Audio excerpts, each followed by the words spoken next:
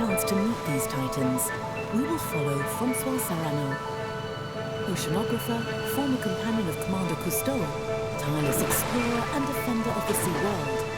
François will dive with the largest animals on the planet to attempt to shed some light on their mysteries. How did these former land animals manage to adapt to the sea world? Quand les ancêtres des cétacés sont retournés à la mer il y a 55 millions d'années, il n'y avait aucune chance. Ils arrivaient dans un milieu hostile. Il fallait y respirer. Il fallait se cacher dans un milieu où il n'y a nulle part où se cacher. Dans le Grand Bleu, il n'y a nulle part où se cacher. Il fallait mettre bas dans un milieu où son petit avait tout de suite à respirer. Eh bien, malgré ces handicaps, ils ont réussi.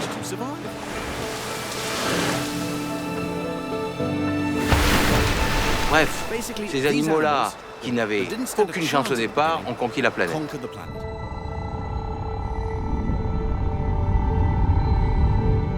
Mauritius, a tiny isolated island in the heart of the Indian Ocean, several thousand kilometers away from greater lands. The planet's largest carnivore hunts off its coasts, the sperm whale. Males can measure up to 20 meters long and weigh over 50 tons. François Sarano is about to dive with these titans to get a closer look at them. To join them, we must get beyond the coral reef that protects the island and head for the open seas above the great depths. High seas, the abyss. This is the kingdom of the sperm whales. But the smooth ocean surface is a mirror that masks their presence. We have to be patient, suffer in silence. Souffle, juste sous le nuage. Luckily, sooner or later, the sperm whales appear. Because these are mammals, like us, and they must breathe at the surface. It is here, on the border between two worlds, those of water and air, that we will manage to meet them.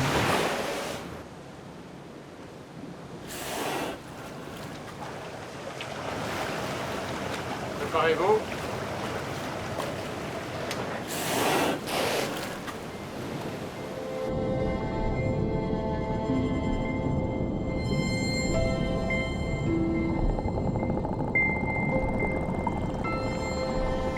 Like an astronaut in a new environment, François goes towards these otherworldly creatures.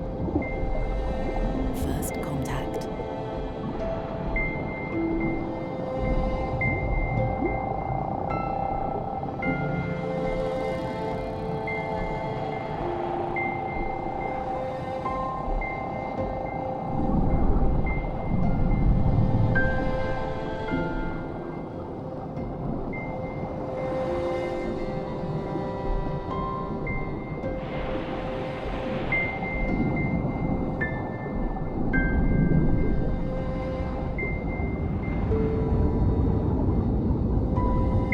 For the sperm whales, now is not the time to meet. They carry on their way, calmly.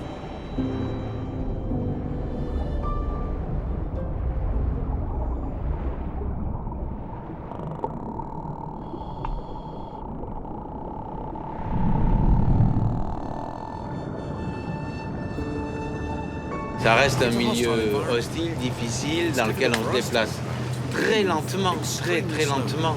Et eux, ils y sont à l'aise. Nous, on est quasiment des points fixes, donc un mouvement de nageoire et tout d'un coup, ils sont à 10 mètres. Swimming with sperm whales is not only a privilege that must be earned, it's also the only way to understand them. For hundreds of years, the sperm whales were hunted by whalers and fled from boats and men. They only showed scarce moments of their life, a breath, a tail that rises, another that hits the water, but nothing to reveal their mysterious ocean life.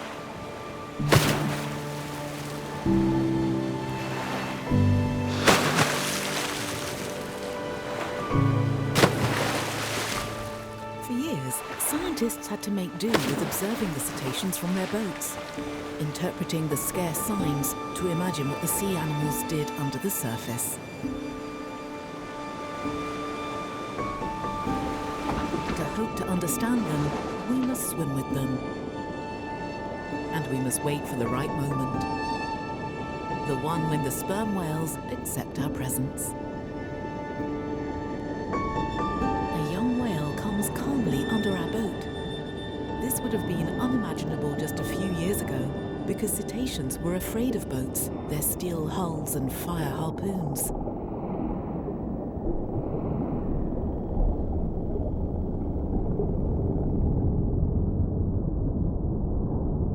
François grasps this unexpected opportunity which the whale seems to give him. He dives with a portable directional hydrophone designed to record the separate sounds made by each individual.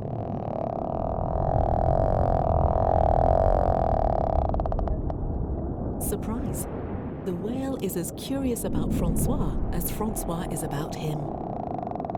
Each explores the other with his own means. The whale doesn't have a hydrophone, but possesses an extraordinary sense: echolocation.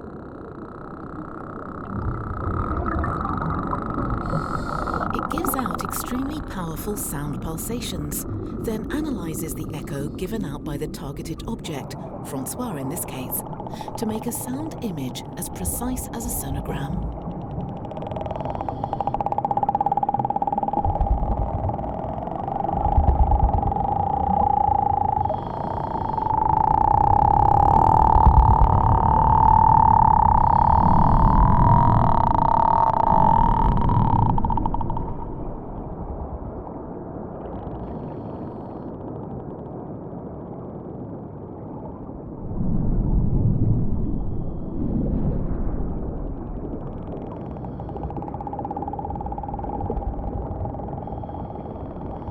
Echolocation is a terrifically efficient sense.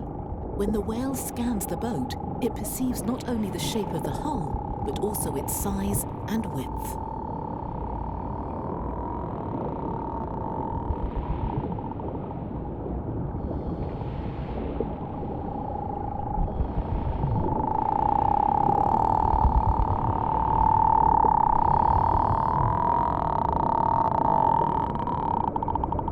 It's also this echolocation that made sperm whales exceptional hunters, allowing them to see and find their prey in the great depths, where it's always nighttime. To hunt, they dive for more than 1 hour at 2,000 meters deep. An incredible feat, a performance.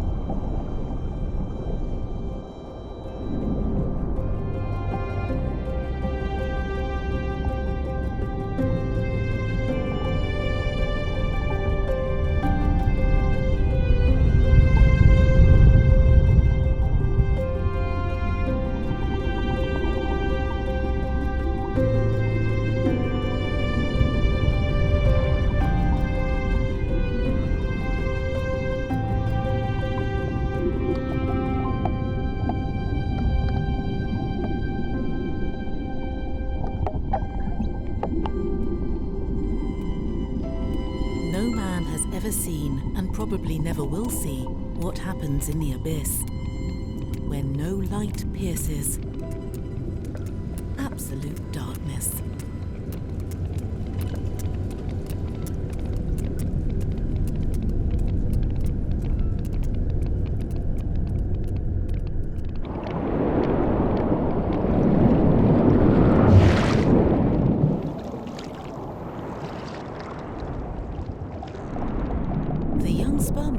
Remained at the surface. They don't yet know how to dive down into the great depths, but they keep in contact with their elders, thanks to the sounds that travel over several kilometers. To be fed, they must wait for the large females to return, or else make the most of a regurgitated prey. The young whales are easy to recognize with all the suckerfish stuck to their bodies. Sometimes there are dozens of them. The suckerfish feed off their waste and parasites.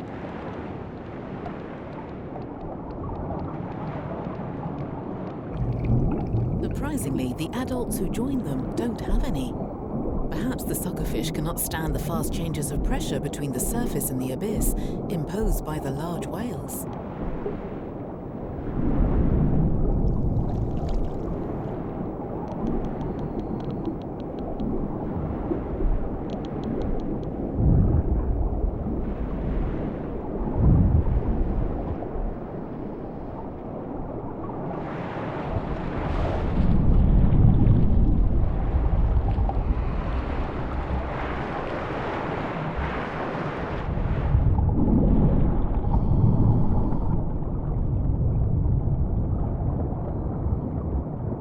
François makes the most of the adults being present to collect precious clues. In their excrement, the feces that they drop behind them.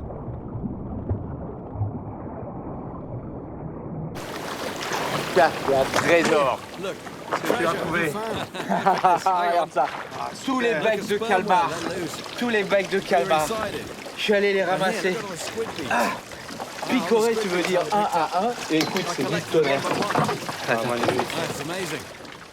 Ça, c'est de la corne, ça, c'est indestructible, imputrescible. C'est pour ça que ça reste dans les fesses des cachalots.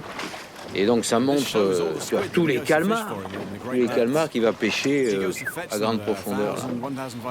Et il va les chercher jusqu'à 1500 mètres de profondeur pendant la journée, alors que la nuit, c'est plus simple pour lui. Parce que la nuit, ces calmars, ils remontent vers des zones un peu moins profondes, 600 mètres. C'était super, voilà. To find out about all of the rich diversity offered by those who live under the ocean surface, we must go into their world, immerse ourselves as often as possible. Attention, préparez-vous.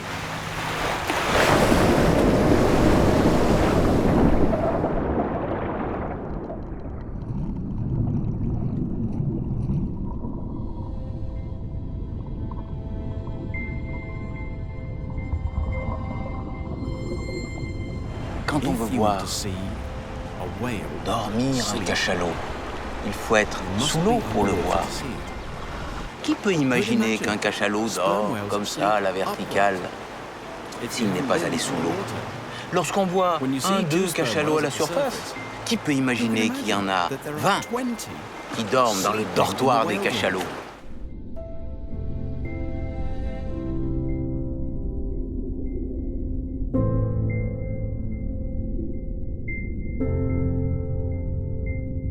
The titans of the seas sleep with one eye open. Breathing is an intentional act, unlike for us, where it's a reflex. We don't have to think about it. They had to face the dilemma of staying awake to breathe or die asleep. They found the solution. Half of their brain dozes while the other is awake. They only half sleep.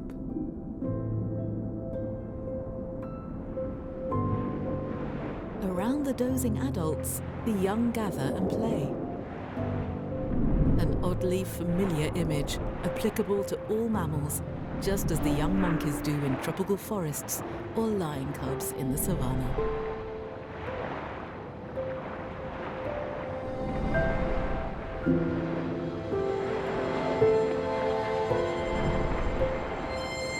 Lorsqu'on rentre dans leur monde, alors on découvre une souplesse formidable. Ce sont des elfes sous l'eau. Et puis tout d'un coup, ils se rassemblent, ces mastodontes. Ils se rassemblent, ils se mettent les uns contre les autres.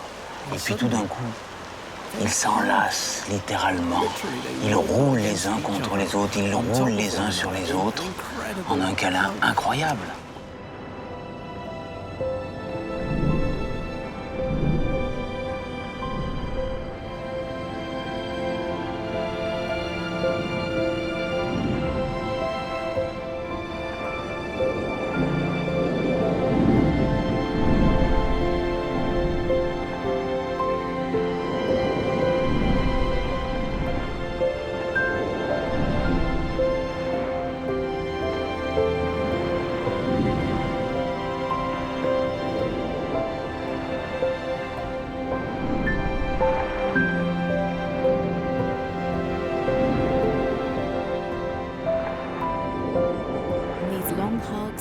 times of socialization are over, without knowing why, without knowing who gave the signal, the whales leave shreds of skin behind them, which detached as they rub their titanic bodies together.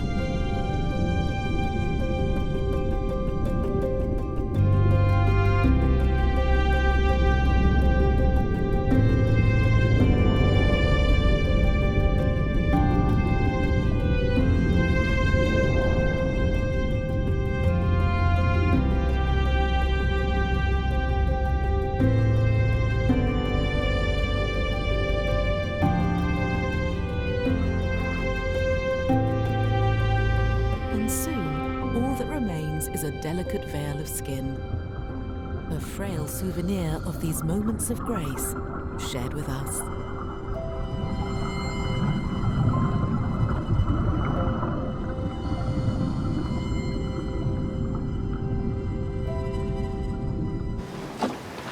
C'est fou d'être en communion avec la vie sauvage si souvent décriée. Enfin, je veux dire, quand on voit ça, quand on vit ça, il faut que tout le monde vive ça. Il faut que tout le monde vive ça.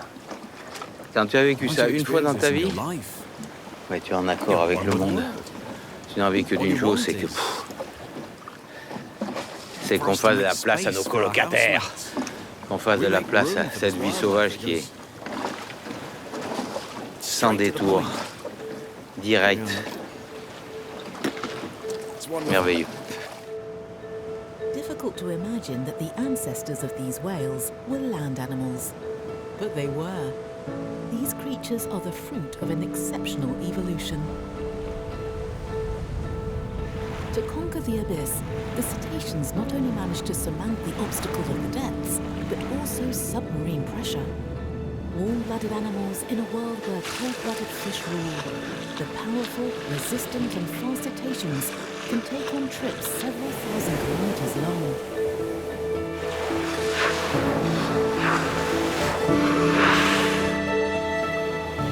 They go ever further, pushing back the boundaries of their territory and reach the frozen fringes of the world.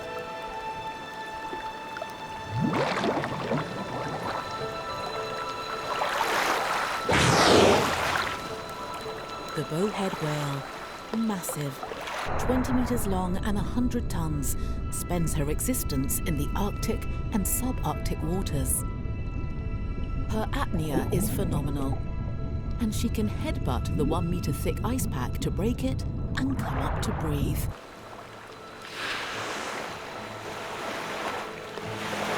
And she can enjoy the polar circle's prolific water, abundant in food. They say she can live over 100 years.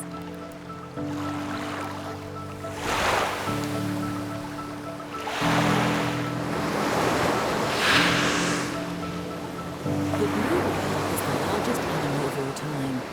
Its strength and speed helped it avoid all predators. However, it almost disappeared. The factory ships and ferocious hunters left no chance to the 300,000 blue whales that lived in the ocean just 1 century ago. Today, there are barely 10,000 left. But most of the whale species managed to survive the Great Hunting Era. And since the massacres have stopped, they are gradually repopulating the oceans.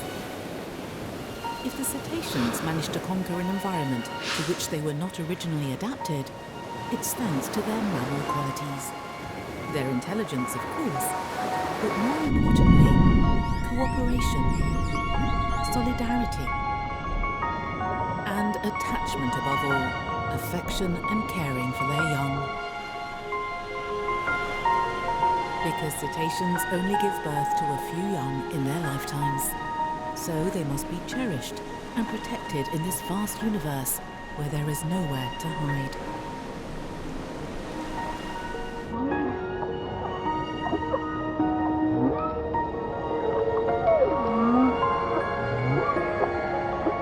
Sea mammals have a characteristic behavior that differentiates them from their close neighbors, the fish, the attachment bond.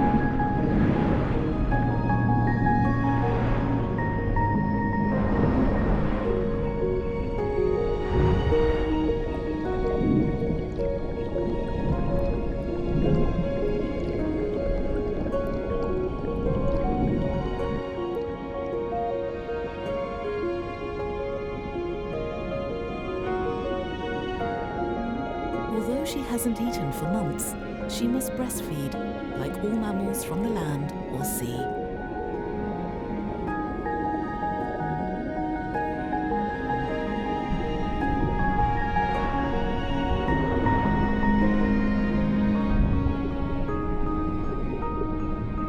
None of this exists with fish that lay thousands of eggs and abandon them to the mercy of the currents. Once hatched, the fish larvae must take care of their own survival. With mammals, on the other hand, all of this attention gives the young time to open up to the world and explore their surroundings.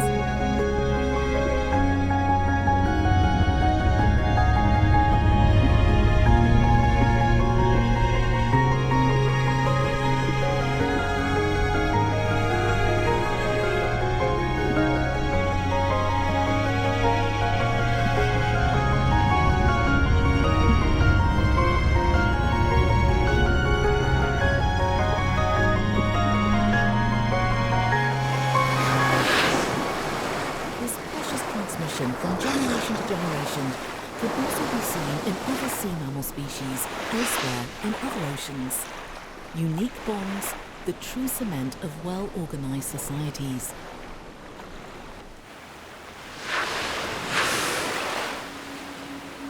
Among all the titans of the seas, the orcas undoubtedly have the most closely bound societies. In Argentina, off the Valdez Peninsula, lives a family of orcas that is unique in the world.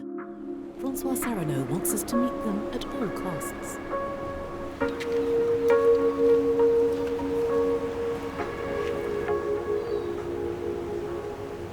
But this time, he won't swim with the titans. He'll attempt to observe them from the coast. If François is so keen to see the Valdez orcas, it's because this family is extraordinary. Been studied for 40 years now, and we're only just beginning to understand the family relationships, the solidarity and sharing which unite all of its members. This micro-society is matriarchal, built around the females, and around Maga, the grandmother in particular. The family counts around 15 members, including one large male, Juan, easily recognizable with his imposing 1.5-meter dorsal fin.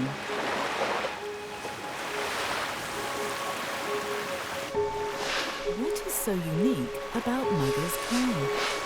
Ici, à Valdez, il y a une toute petite population, unique au monde, qui a décidé de revenir chasser dans un monde qui n'est plus le leur. Le monde marin est leur domaine, eh bien ils viennent chasser à terre.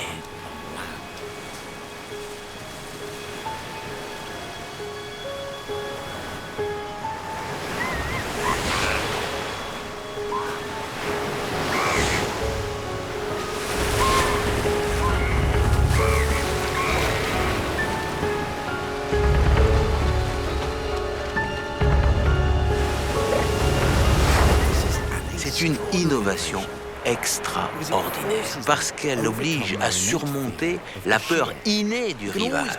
On peut toujours faire quelque chose qui est dans le sens de ce qu'on sait faire, mais quand il faut aller à l'encontre de ce qui est le plus terrible, de risquer sa vie, ça c'est plus compliqué.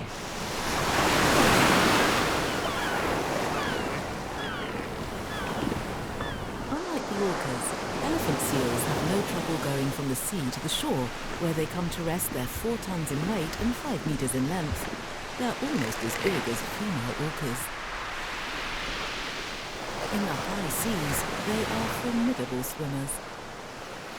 They undertake long Homeric trips, several thousand kilometers long, and today, like every year at this season, they come here to Valdez to reproduce and give birth. At sea, they're too powerful and fast. On the beach, they're beyond the orca's reach. Only along this narrow strip of shore are they vulnerable. And the orcas from Maga's clan have found the only flaw in the elephant seal's defense system.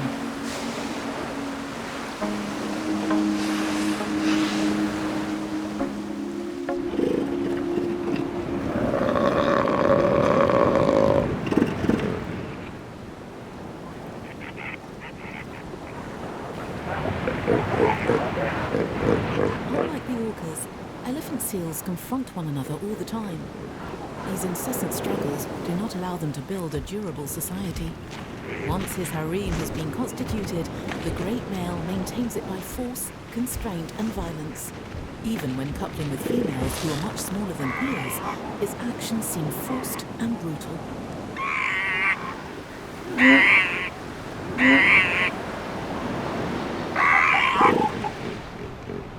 But he has no other option than to fight to preserve his dominance. When a younger male tries to approach, the great male is ready to fight until one of them bleeds.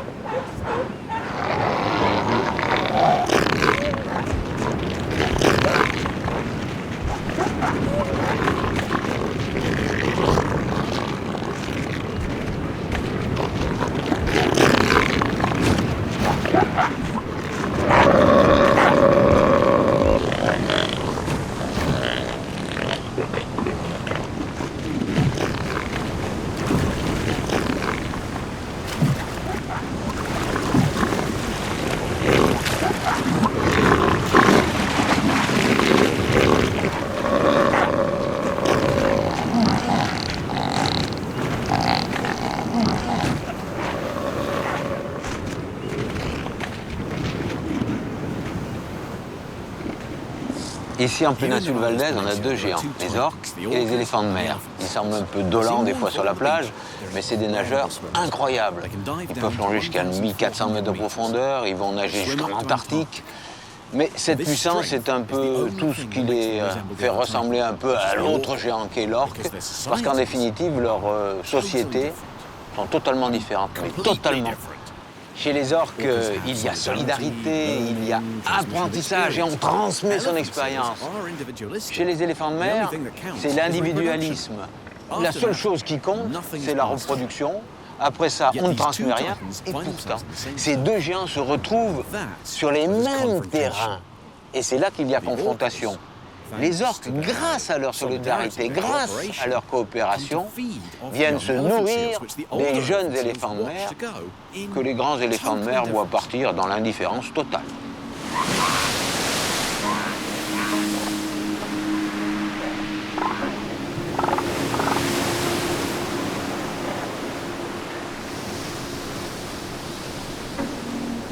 The young, left to fend for themselves, are unprotected.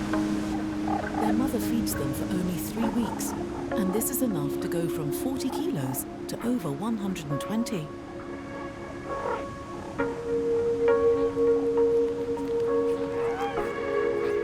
From then on, the mothers stop looking after them. They're exhausted by these weeks during which they had to give birth and breastfeed. So the young are forced to learn to swim by themselves.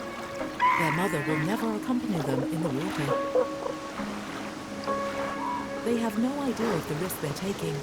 Nobody has taught them.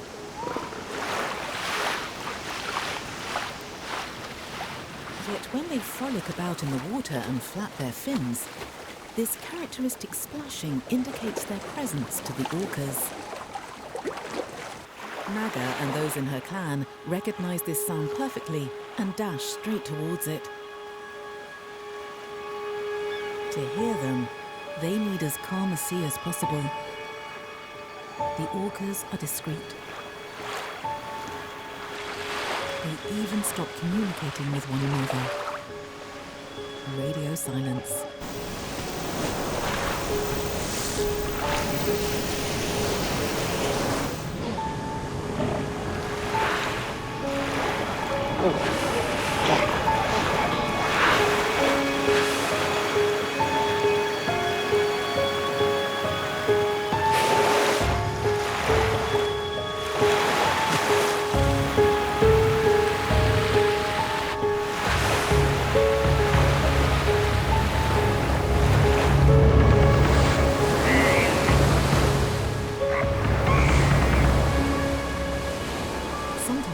They miss by only a few centimeters, but experience has taught them to be patient and repeat the attempts. Less than half are successful.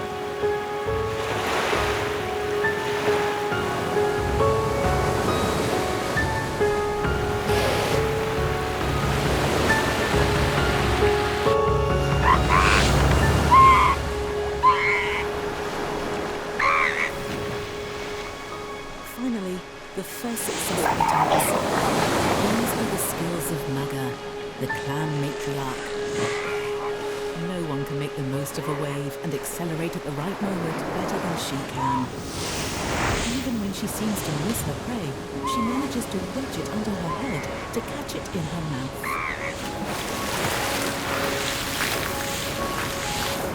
Maga drags it into the water. She seeks the others, for Juan, the great male, who doesn't know how to beach himself. He accompanies her, but only watches her at play. Some orcas never learn, others are too young, but they can all count on the extraordinary solidarity of the 8 females who know how to hunt on the beaches.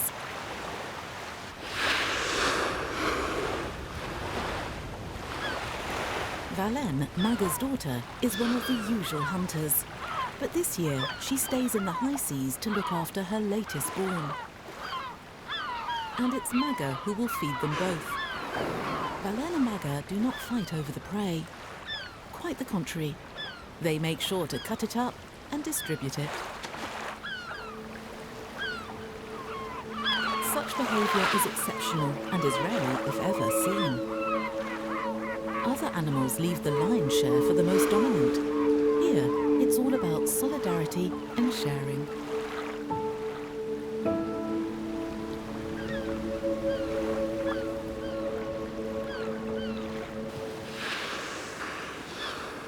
To understand the specificity of this group of orcas, François wants to observe how they teach the technique of beaching.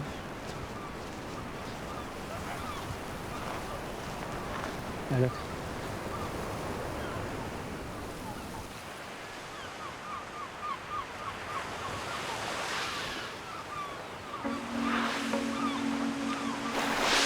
Hey, ¿Ves ahí? you see? Sí, mira, fíjate las orcas ahí. Sí. Ahí tenés un macho grande. Sí. Hay un juvenil también. Sí, Con sí. un juvenil. Sí. Il va s'échouer. Sí, sí. Van los dos juntos acercándose a la costa, enseñándole al juvenil a hacer el varamiento. The young orca is reluctant to go towards the beach. The female encourages him. She shows him the way. The young one follows. When his instinct gets the better of him, when he pretends to swim out, the female gives him a slap of the tail. She blocks him, stopping him from going back out towards deeper water. She pushes him to go further in towards the beach. And she forces him to stay beached a while to overcome his instinctive fear.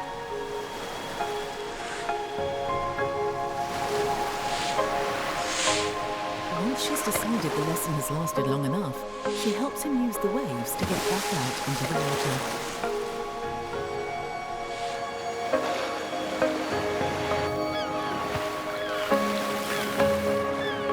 Au départ, il n'y avait que 2 orques qui réussissaient à faire ça. Et l'histoire aurait pu s'arrêter là. Mais vraisemblablement, quelques femelles ont observé, imité ces 2 orques mâles. Et elles, en bonnes matriarches, ont transmis leur propre expérience aux jeunes. Il faut des années pour que les chasseurs arrivent enfin à attraper leur proie. Cela montre que, d'abord, c'est quelque chose de très compliqué à apprendre, et que cette innovation qui a été transmise et qui nécessite un apprentissage très compliqué est une culture spécifique à ce tout petit groupe. Voilà ce qu'il y a d'extraordinaire ici à Valdez. Voilà ce que l'on voit nulle part ailleurs. Et qui fait de cette petite population d'orques, aujourd'hui il y en a 13, 14 qui savent faire ça. Une population unique au monde, si unique qu'elle ne peut être remplacée par aucune autre. C'est-à-dire qu'aujourd'hui on peut dire que population, famille, a valeur d'espèce, puisqu'elle ne peut pas être remplacée. Et je pense que dans le monde, si on prêtait plus attention à ces orques, on s'apercevrait que chaque famille a sa propre culture, je dis bien culture, qui fait d'elle quelque chose d'unique. If every population is irreplaceable, then we must study each one of them and protect them all. because the disappearance of some experienced females, bearers of knowledge, would put an end to the specific culture of the Valdez clan. And what applies to orcas probably is true for sperm whales, whales, dolphins, and all the other cetaceans.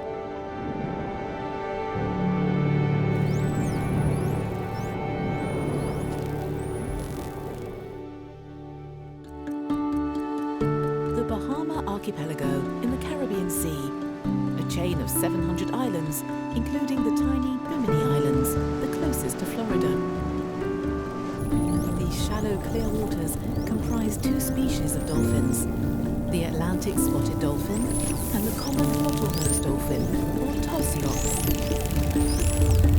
To understand how they communicate through sound, François will dive with them, observe, listen, record them.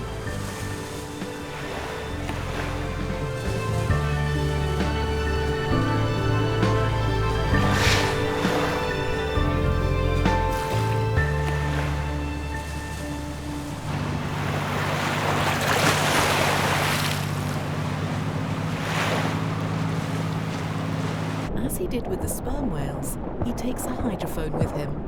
He dives into a world of sounds.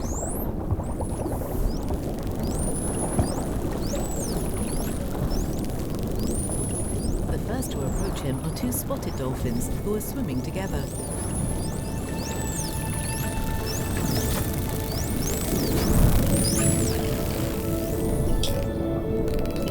François immediately recognizes the echolocation clicks used to identify him, and the whistles that dolphins use to communicate with one another.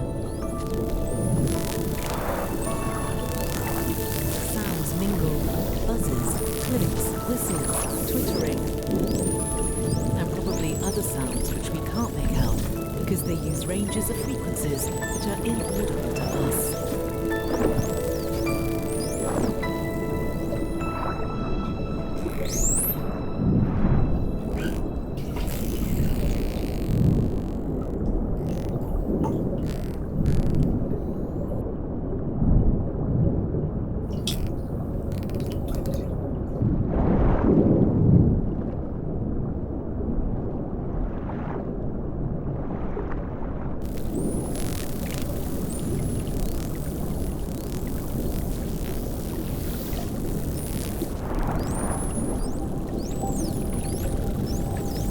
Que ce soit cachalot, dauphin, baleine, orque, chaque fois qu'on rencontre des cétacés, on mesure l'incroyable complexité de leur société. Et qui dit société complexe, dit obligatoirement communication complexe. Et on a vu qu'ils arrivaient à communiquer par le corps en se touchant, par le regard et évidemment par les sons.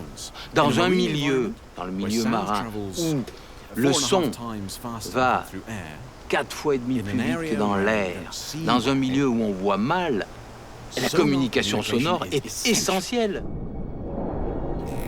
Whale songs, sperm whales coda, dolphin whistles. What are the Titans saying with these enigmatic sounds?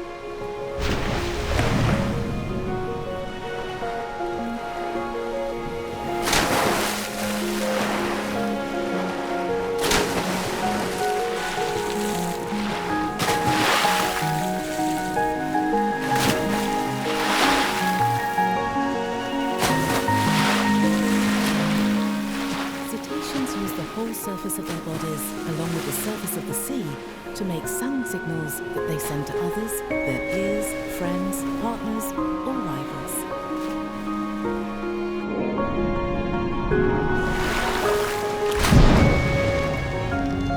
Under the surface, the sound ecosystem is as plentiful as the ocean appears to be empty. Yet, in this din, each one recognizes his partner or opponent. Exchanges we have no idea about. All we can do is enjoy this ocean concept.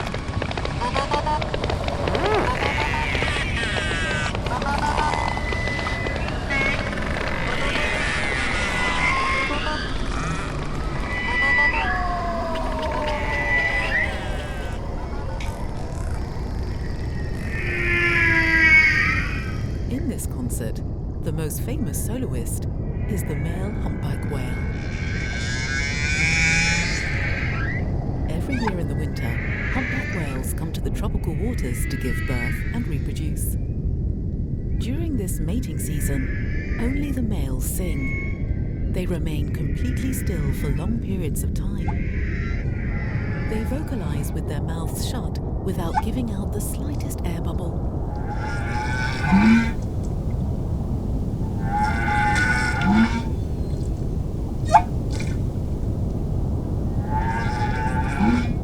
Are they seducing the females? Is this a contented song or a war cry? The truth is, nobody knows.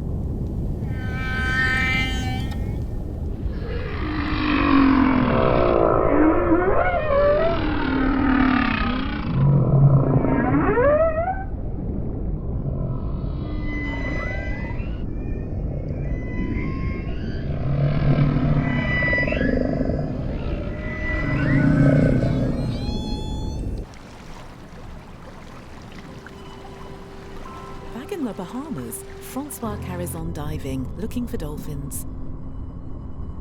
But few people realize how empty the ocean is. Apart from a few signs of life around reefs, it's a desert.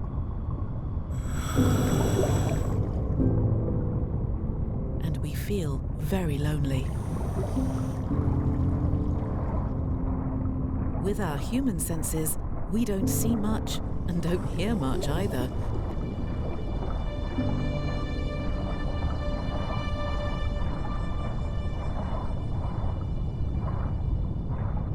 The bottom of this submarine desert is oddly jotted with craters. François discovers dozens, making up the moon-like terrain.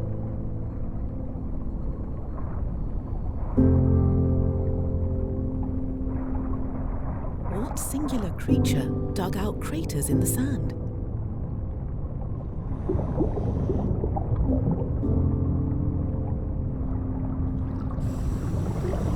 The scarce fish we come across, pearly razorfish, won't let us approach them and immediately hide in the sand without leaving a trace behind them, not even a fine line, much less a crater.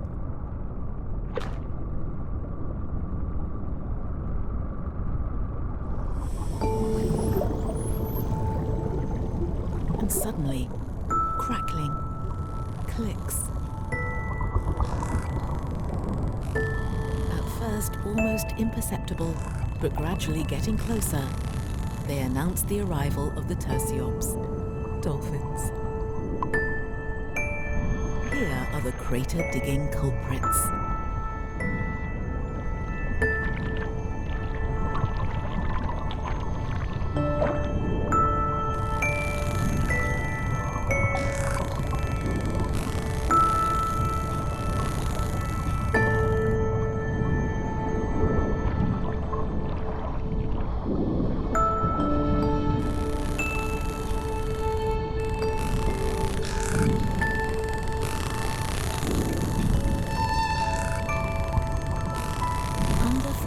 Eyes, the dolphins perform an eerie ballet, digging into the sand to unearth the hidden razorfish.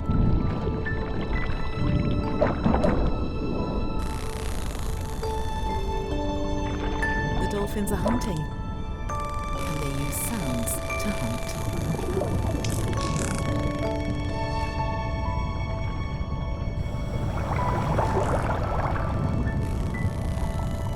They give out very rapid sonar pulsations towards the ground and use the echo which is sent back to them to make a sound image. This is echolocation once again.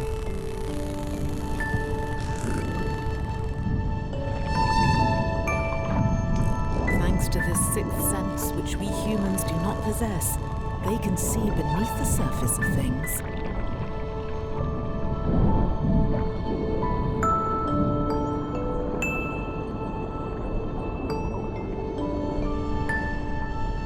The sperm whales that can remain submerged for over 1 hour, the dolphins must go up to the surface to breathe every 3 minutes. Endless coming and going between the surface and the seabed.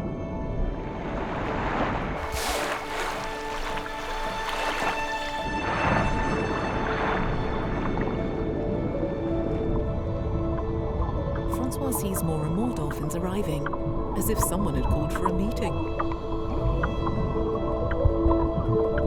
He notices a strange, powerful sound.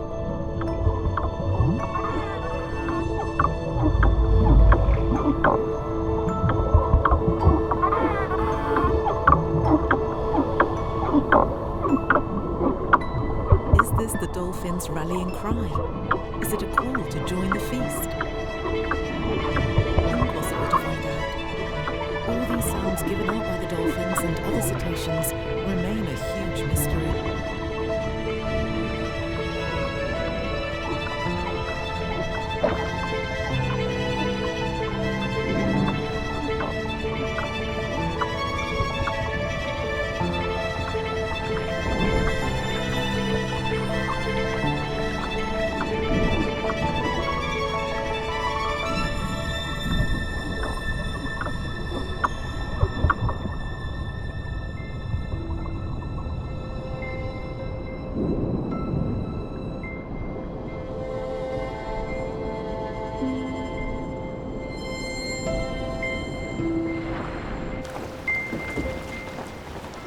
On essaye d'imaginer leur monde alors qu'on en ignore les moyens de communication, on en ignore les sens, et c'est incroyable, on n'a même pas le vocabulaire, pour décrire ce qu'ils sont capables de faire.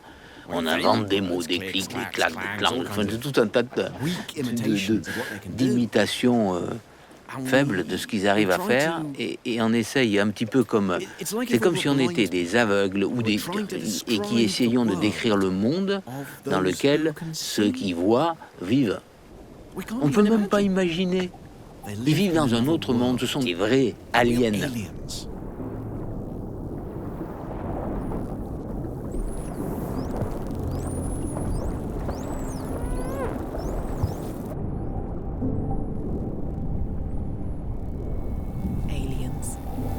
To understand them, we must get prepared for an encounter of a new kind.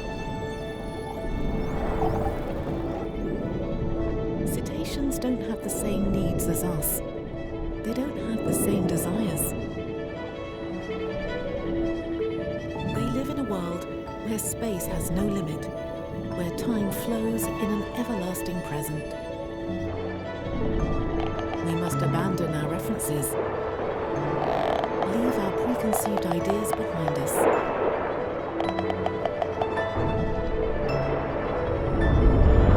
We must lose ourselves in their world. Then maybe we can discover what the Titans have to say to us.